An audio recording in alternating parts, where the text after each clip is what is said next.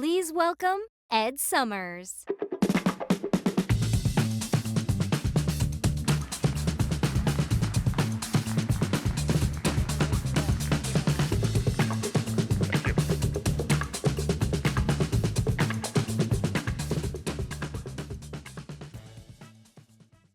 There are 1.3 billion people with disabilities. As a group, we experience lower outcomes across many aspects of life, including health, education, and employment. The World Bank coined a term for this state of affairs. They call it the disability divide. They also identified the most promising way for us to bridge the disability divide, and that is technology. My name is Ed Summers. I'm a blind developer. I'm head of accessibility here at GitHub, and I've never been more excited about leveraging technology to empower people with disabilities to live the lives we want to live.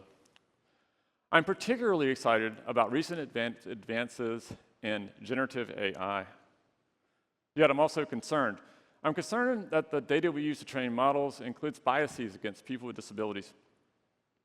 In addition, I'm concerned that as we rush to deliver AI and applications and tools, we might deprioritize some of the fundamentals like accessibility and privacy. Over the next 38 minutes, we'll explore this space, this intersection between AI and accessibility. You'll learn about projects that are making a positive impact in people's lives today. We'll also explore some of the shortcomings. These are areas that need our immediate attention. And along the way, you'll learn from 3 invited experts that are working at the cutting edge of this domain.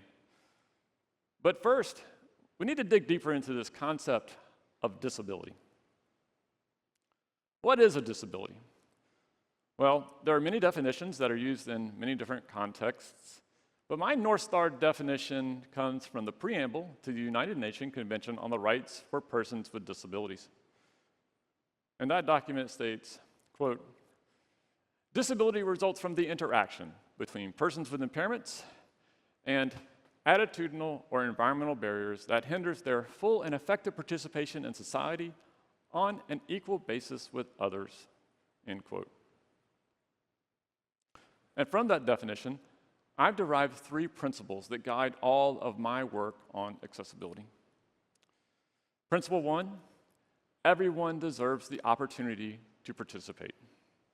When people with disabilities participate, we all benefit. For example, could you imagine music without Beethoven? Or physics without Einstein? Or the 20th century without Franklin Delano Roosevelt? Principle 2, disabilities are not inherent to people. The definition states that disabilities result from the interaction between people with impairments and barriers, not that disabilities are inherent to people with impairments. As an example, if you told me as a blind person that I had to read the prompts on the teleprompter at the front of the stage, I would be disabled. There's no way I can do that. But if you give them to me in Braille, I am enabled. Principle 3, we all have the power to prevent disabilities. And that's particularly true for the people in this audience because you, collectively, create the technologies that are used by all of humanity.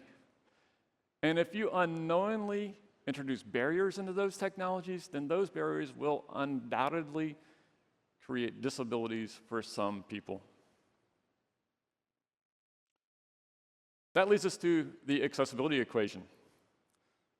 The accessibility equation is a really simple way to remember these concepts and their relationship, and it states that disabilities equals people multiplied by barriers. Now, if we have a lot of people, we have a lot of barriers, then we obviously are going to get a lot of disabilities. But what if barriers equals 0? Well, disabilities would equal 0. Let's tie get all this together with a personal example. When I lost my vision, I encountered barriers everywhere I turned. Everything I wanted to do, I experienced a barrier. But over time, I learned the tools and the tricks and the technologies that are used by people who are blind in order to be productive. However, still to this day, on a regular basis, I encounter situations where there is no workaround and access to visual information is required, and without it, I face a barrier and I'm blocked. But you know what? My iPhone contains a camera. It contains a connection to the cloud where there's infinite compute that we can use to run models. And wouldn't it be nice if I could snap a picture with my iPhone, send it to the cloud to be processed, and get back information about the visual environment in front of me at just the right time and just the right way that I need? Well, luckily, that app exists today, and it's called Be My Eyes. Let's roll this video.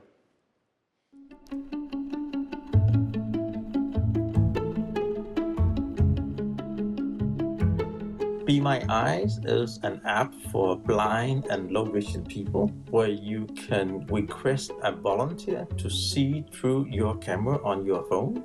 It matches people who are blind or low vision with sighted volunteers, and really sky's the limit for what you can use it for.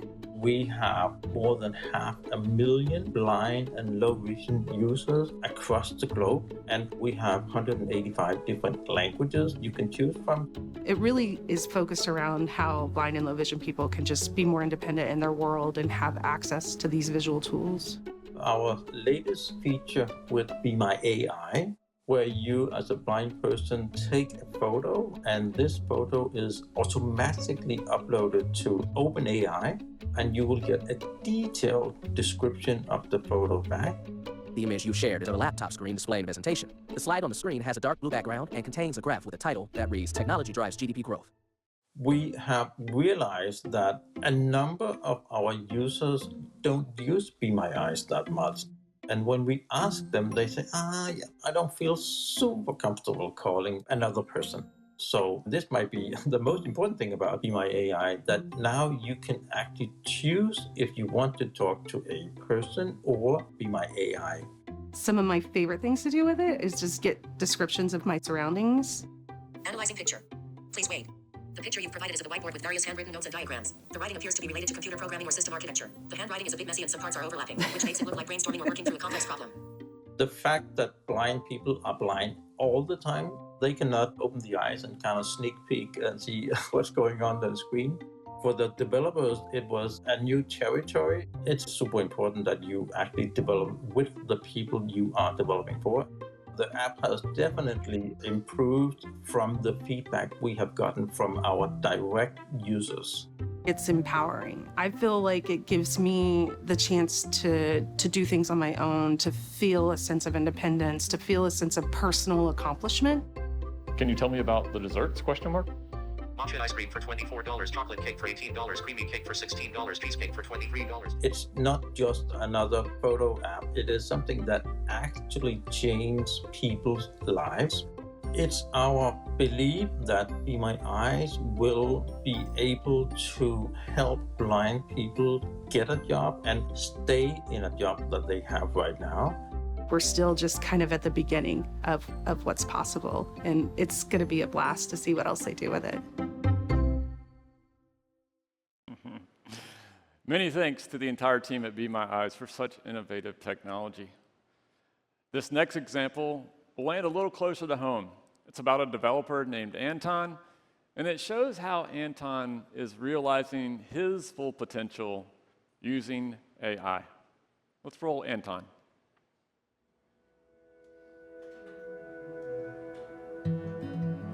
My name is Anton and I'm from Ukraine. As a freelance developer living with cerebral palsy, tasks like typing and speaking can be difficult, which limits my ability to communicate effectively. My first laptop only had DOS, and there were no accessibility features available. To type a parenthesis, I had to press Shift+9, but I could only use one finger, so I had to hold Shift with my nose.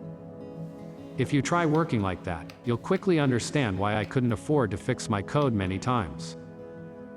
Text can compress a vast amount of information into a small set of symbols. I assess which ones are necessary for communication and which ones I can omit entirely. For me, it's not the power of the language, but the ability to make it short. AI has played a significant role in simplifying complex physical actions and enhancing skills that are challenging for me due to my disability. When I first heard about GitHub Copilot, I was doubtful that it could handle such a complex task as coding. But I was surprised at how helpful and relevant the suggestions it gave me were. Sometimes, it even seemed like it could read my mind because it would suggest code that I hadn't thought of yet.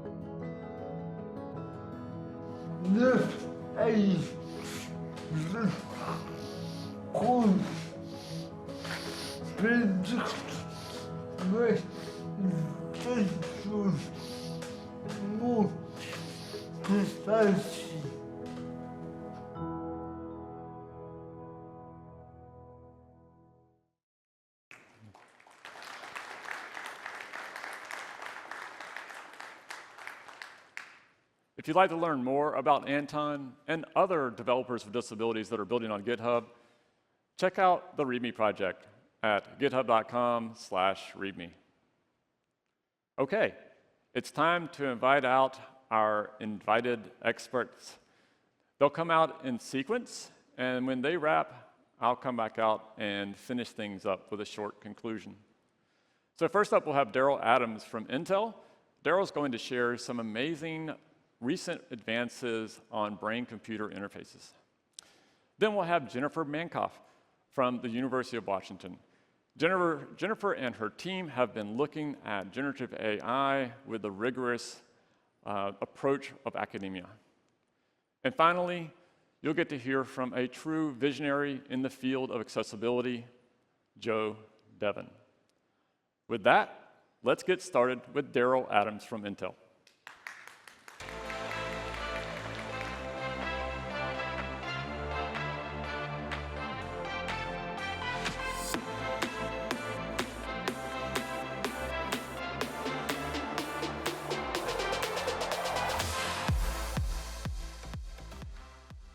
Thanks, Ed. And wow, I just want to start by noting just how transformative Be My AI really is. I'm visually impaired, and I have a pretty difficult time with many visual tasks, including seeing the details of images on my phone. So I've been using Be My AI to describe my images for me, and the results are just remarkable. It's just like a series of wow moments over and over, and it just kind of feels like magic. And I also get this feeling of connectedness that I did not even know I was missing. Now I want to talk more about human connection and the importance of communication and the role that technology can play to help people with severe disabilities stay connected to the world around them. Intel has created the Assistive Context Aware Toolkit, or ACAT. And this is an open source platform that enables people with motor neuron disease, or MND, or related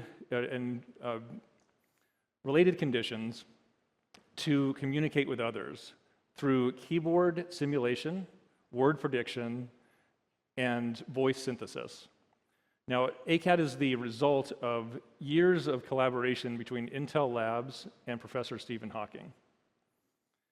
At its essence, ACAT is a switch scanning interface, which is an assistive technology that is used for augmentative and alternative communications, or AAC. And the general idea is to be able to get access to all the the primary computing functions through a single switch. So ACAT supports a variety of input modalities that address a range of user constraints. So we can trigger that digital switch by using facial gestures detected by a camera, or proximity sensors, or even just off-the-shelf mechanical buttons and switches. ACAT is also a modular and extensible platform where developers can add actuation methods and even modify and even replace the base level language models. Now, Intel has created a brand new version of ACAT that we plan to release later this quarter. And as MND, and maybe ALS in particular, as these disease conditions progress, it is common that a patient will eventually move toward a locked-in state. And when you're in a locked-in state, that means that you have no ability or no voluntary muscle movement, and you're unable to speak. So in order to enable people in a locked-in state to continue to communicate, we're including brain-computer interface as an input modality in this new version of ACAT. So how's that going to work? We're using a low-cost, off-the-shelf EEG headset from OpenBCI. And then we start with a short calibration process where we create brain signal patterns called event-related potentials, or ERPs. We then train a classifier to detect the ERP waves, and then we use that classifier to predict the user's intent. And so we've been able to also increase typing efficiency and reduce latency by presenting the user with 3 different modes of communication. We've got a sentence mode, we have a canned phrase mode, and we have a shorthand mode. So in sentence mode, a user can use full sentences to communicate with others, and we're using a hybrid AI model that can both retrieve text and generate completions at the same time. Then with the canned phrase mode, we are generally, we use a semantic similarity model to retrieve the matches from the database. And this mode we think is going to be really useful for those kind of simple messages where you might want to communicate a basic need to a caregiver, for example. And then in our shorthand mode, this is an interesting thing. We're creating key terms that are using subject-verb-object extraction. And we think that this mode is really interesting because it infers that you have some level of communication context already existing. So think about communication between a partner or a spouse. And you kind of know what's going on already, but this mode just kind of gives you that additional boost that gives you a little bit of context and connection that's more natural. And we think the combination of all of these 3 modes creates a powerful and flexible solution that will allow people to basically be able to communicate across a broad variety of contexts. So I'd like to leave you with our ACAT project guiding principles. And the first is that ACAT is really designed to assist people who are locked in or those individuals who are experiencing advanced disease progression. The second is that we want to enable low-cost sensing through robust processing and language model fusion. Think of this as we want to make that hardware as inexpensive as possible. We want to push the intelligence into the software, and we want to keep that software free and open source. And then lastly, we want to improve communications through personalization and contextual language model support. I do actually want to add one additional sneak peek that is not on the slide, and that is that in an upcoming release, we also want to give ACAT ears.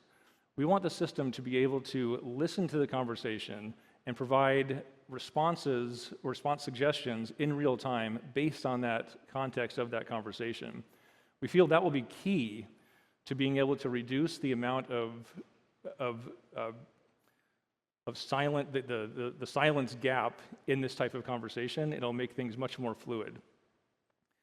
So our goal is to enable people experiencing severe disability to stay connected to the world around them using effective and efficient means of communication.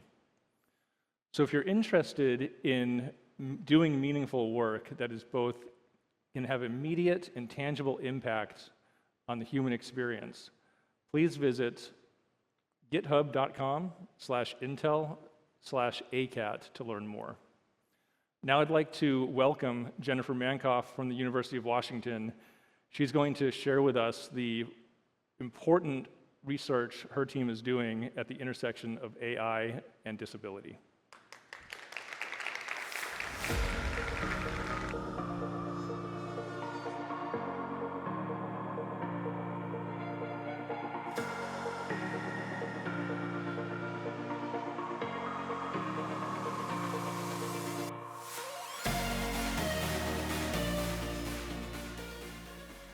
Hi, I'm really pleased to be here. I represent the Center for Research and Education on Accessible Technology and Experiences at the University of Washington, and I'm looking forward to talking to you today about our work on generative AI and accessibility.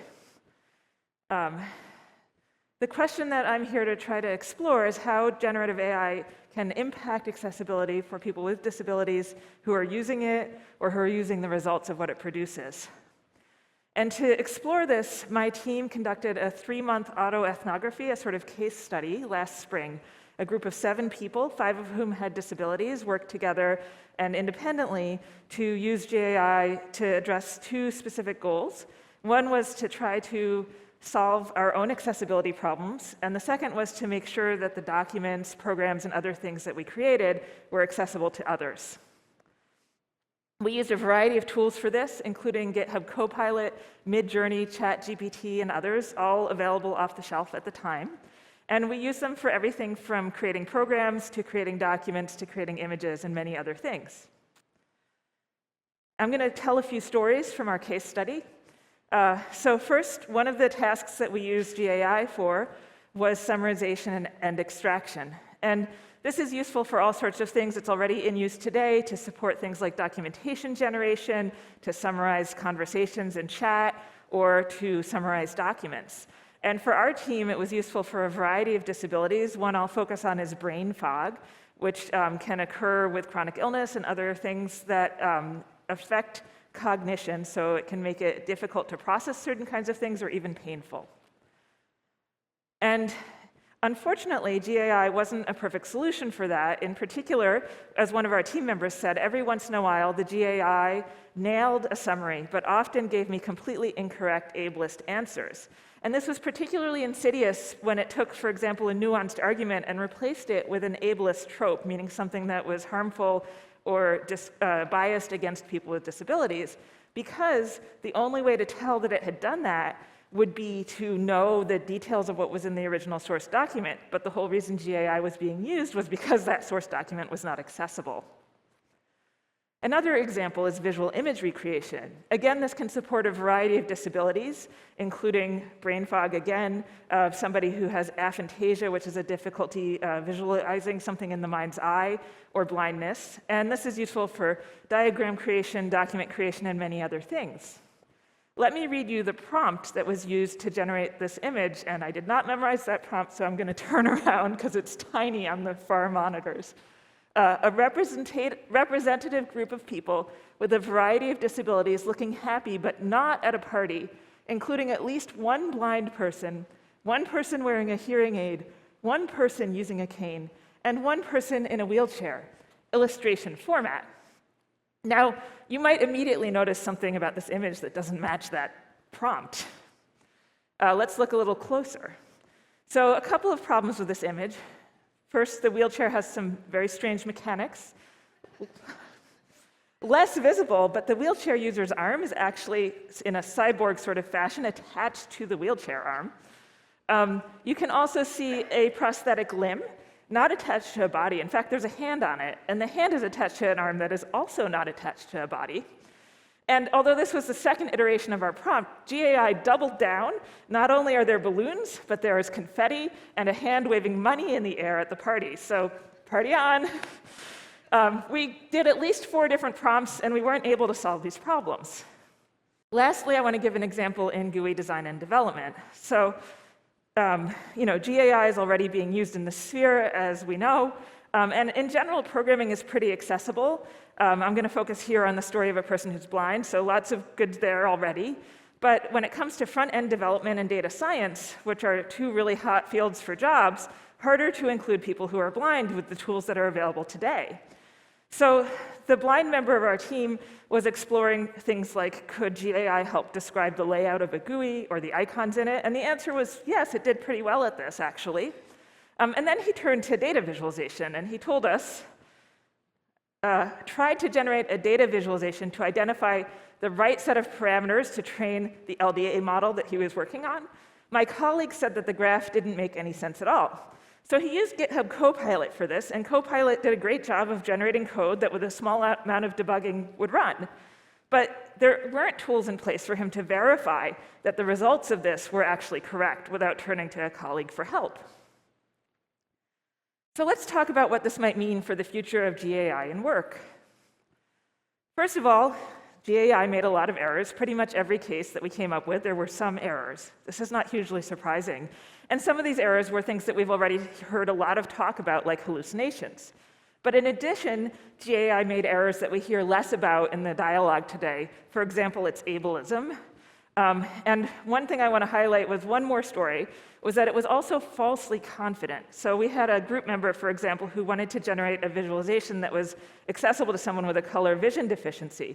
And they asked GAI, tell me how to do this properly. Not only was it confident, but it was correct about exactly how to do it. However, when they then asked for a visualization to be generated, it was not accessible. And when they asked it to apply these principles to fix it, it actually got worse.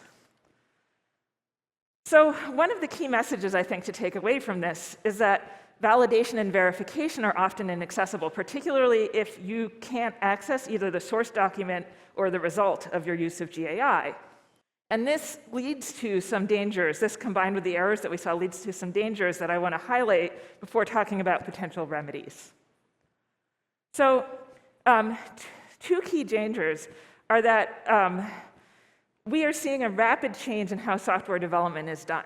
And we already are dealing with a world where software is, in the majority, not accessible, apps and websites, for example. But now we're seeing a situation where the default stuff that is produced by GAI may be inaccessible by default, and worse, if somebody who has good intentions but not a lot of knowledge asks GAI whether or not something is accessible or how to make it accessible, they may be convinced by the false confidence of the GAI that it's doing a great job. So we face a potential future where accessibility, already not great, goes down even further. However, we also have an opportunity, if we're able to address this, to create software apps and websites and other things that are actually born accessible by default, because GAI, in generating default code, could introduce exactly the things that are often missing today. And that's the future we'd like to see accomplished. So how do we get there? There's 4 things that we'd like to see happen. First, we need better training data. GAI has been trained on today's software, which again is not accessible. So we need to find ways to take the training data that is accessible and really bring it into how we train GAI, and there are methods for taking smaller data sets and using them to sort of improve performance on certain metrics. In order to do this, we also need better metadata. We need to know which things are accessible, and that's often not labeled.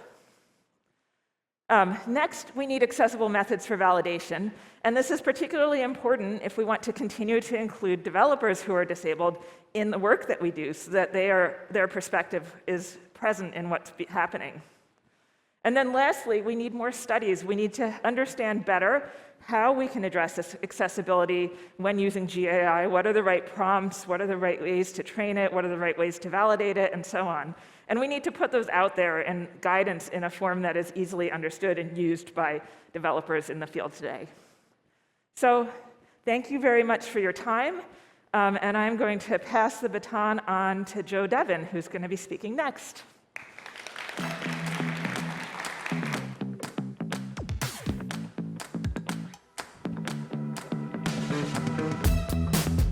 Thank you, Jennifer.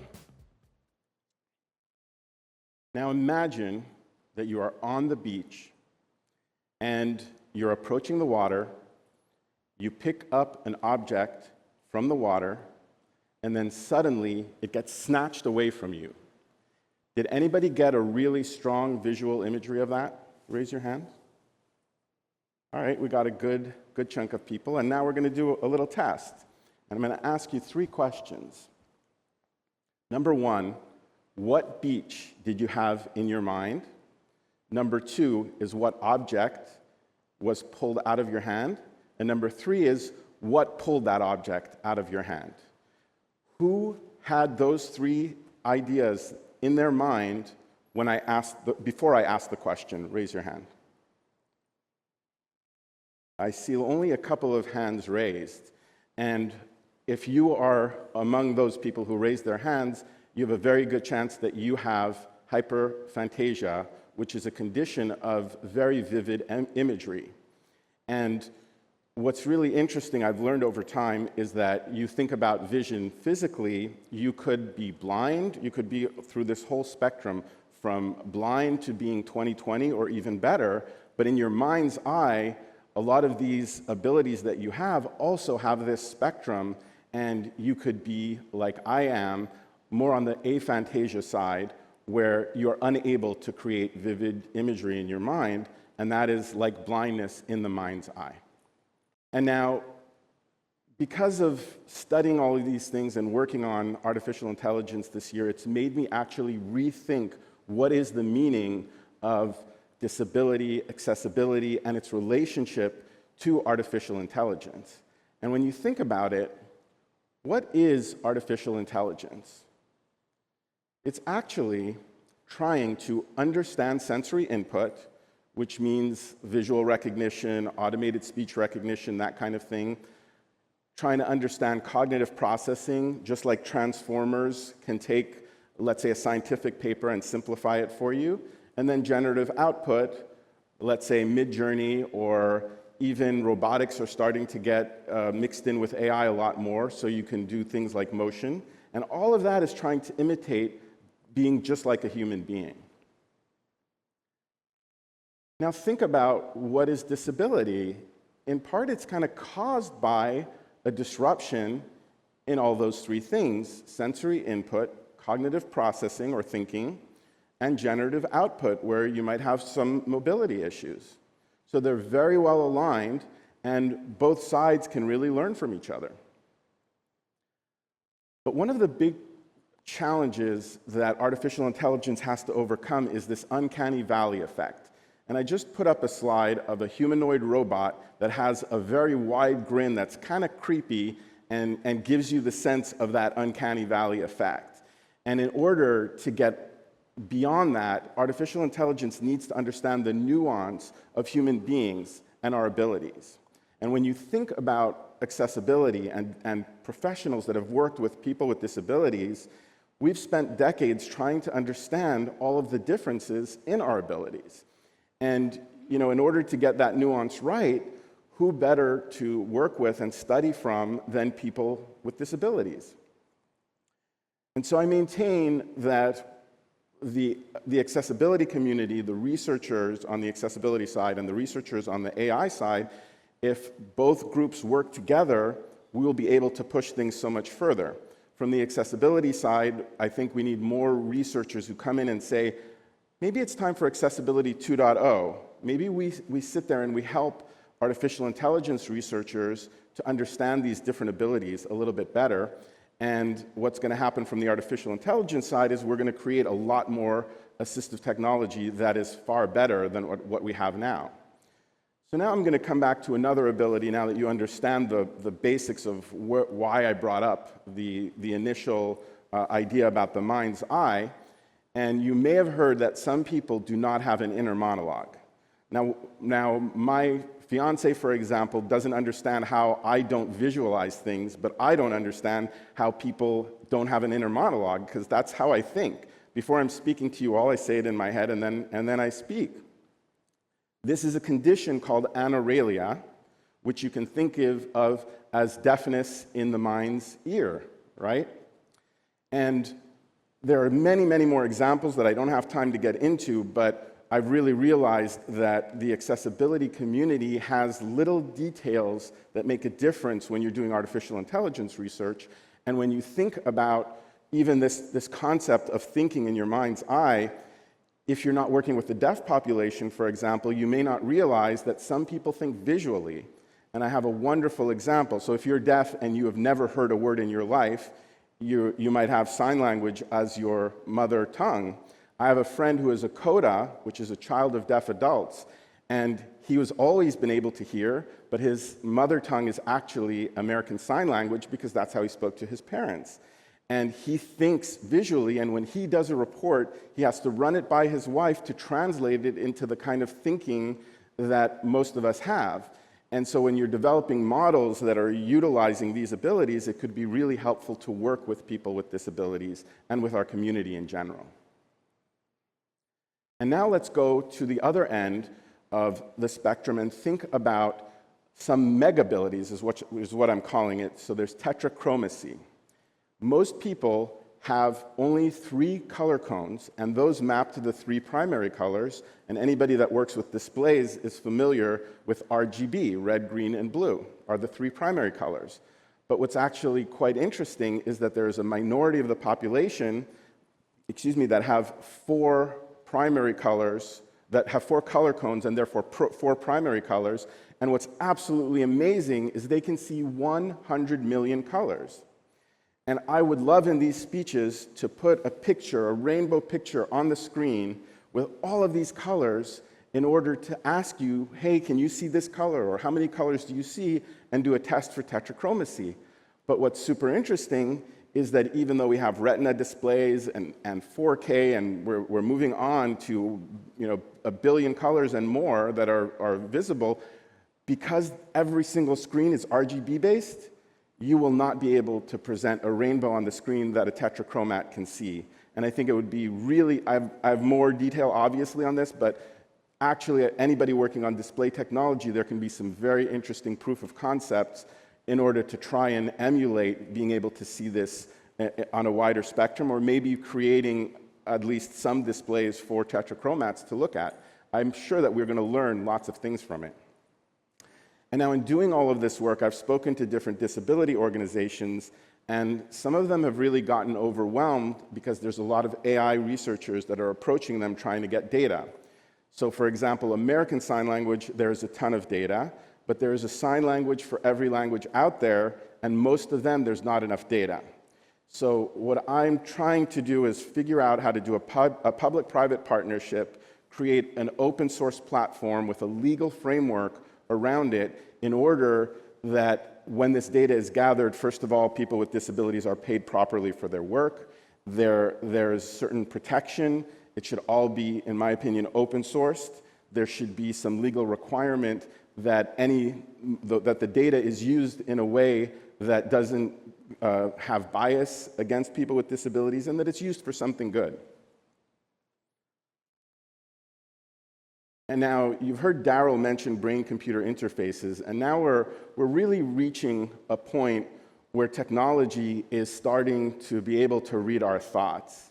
And this is something that we really have this moment where we have to pay attention and draw a line in the sand, because we've known that ad tech and social media has gone a little bit far in terms of our privacy considerations. But now, if your brain is going to be read, our thoughts are really sacred, and I think that there should be some regulation around it in order to make sure that the data is private unless we agree to share it. Because the one thing that we don't want to see is that data is, your thoughts are read, the data gets sent over through the cloud, and people can read your minds and then maybe manipulate you, so it kind of goes both ways. And I think that we're all talking about regulation these days, and a lot of the regulation that is being proposed is to close down the open source movement.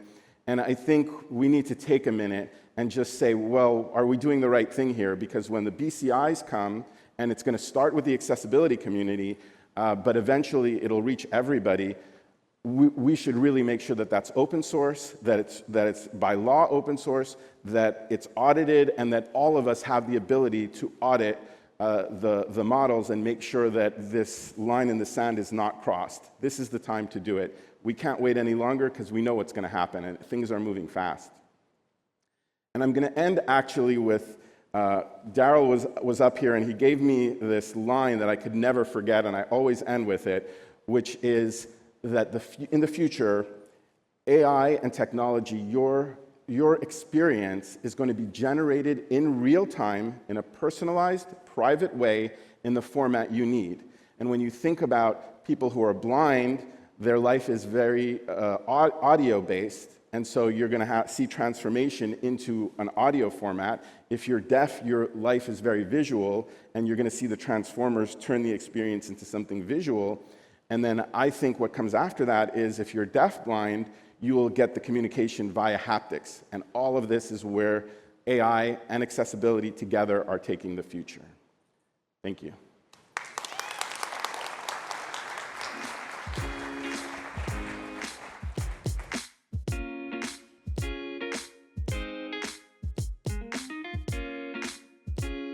Thank you.